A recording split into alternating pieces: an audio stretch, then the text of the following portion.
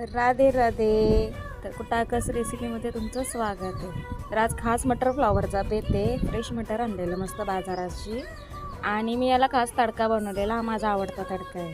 कस्तुरी मेथी आणि कांद्याचा असा तडका दिला ना मग भाजी पण भारी होतं.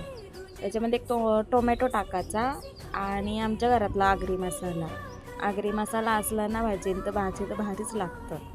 नंतर मग त्याच्यामध्ये थोडासा खोबऱ्याचं वाटण टाकलेलं मी खोबरा लसूण वगैरे घेऊन मटर फ्रेश धुवून घ्यायचं आणि थोडासा फ्लॉवर ॲड करायचा आणि थोडासा आपण असा मसाला शिजवून घेतला ना तेलावर भाजी पण भारी होतं.